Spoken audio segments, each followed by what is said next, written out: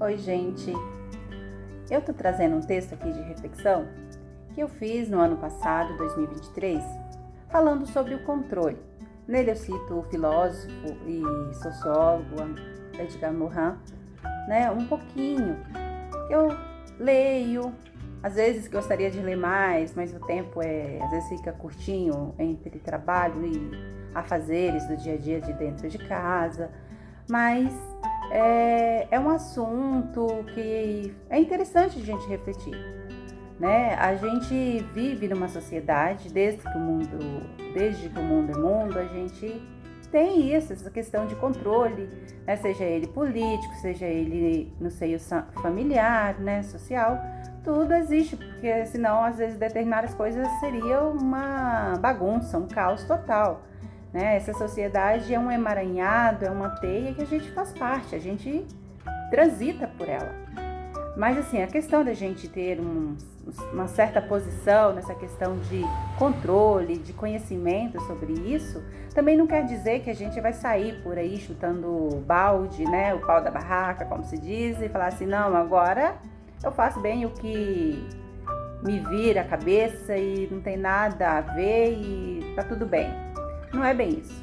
É apenas para a gente ter essa ideia, a gente também saber se posicionar onde quer que nós estejamos, no nosso trabalho, na nossa profissão, no nosso meio social, enfim, E aí eu também não estou citando nada específico, de controle, porque isso é assunto muito complexo e exige um certo debruçar sobre isso, e mesmo tendo um estudo mais profundo, a gente não consegue solucionar, É só um pensar mesmo, E eu já penso sobre isso e tantas outras coisas, mesmo sem estar estudando nessa área que envolve sociedade, filosofia e tudo, mas é uma questão que é gostoso da gente estar pensando, a gente fica indignado com certas coisas que a gente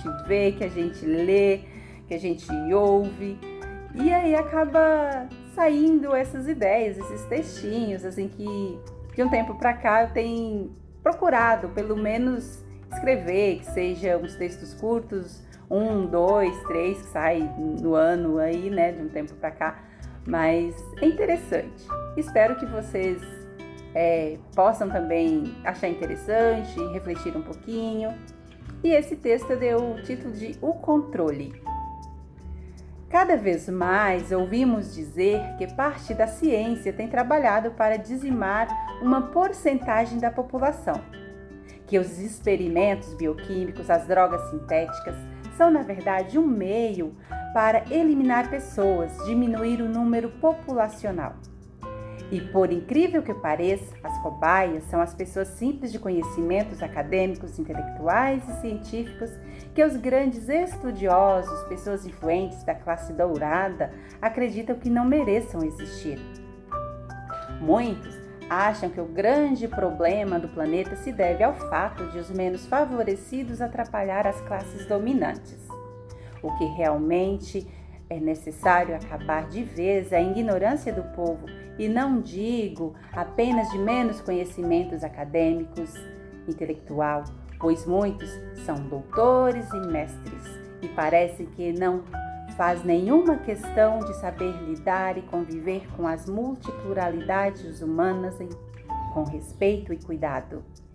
É necessário que a humanidade saiba que são pertencentes de um todo, que para haver equilíbrio possam se sentir que todos são colaboradores, coparticipativos de um desenvolvimento global, ou seja, praticar a simbiosofia, que quer dizer sabedoria de viver juntos. Precisamos desenvolver a consciência antropológica, que reconhece a unidade na diversidade. Infelizmente, muitas pessoas têm se isolado, não vibra de forma positiva quando seu semelhante avança no bem. Muitos até puxam o tapete.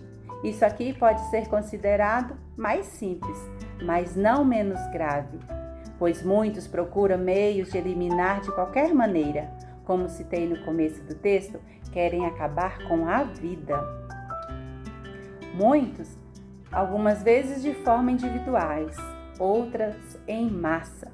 Como disse o antropólogo, sociólogo e filósofo Edgar Morin, é necessário que todos saibam da sua consciência planetária.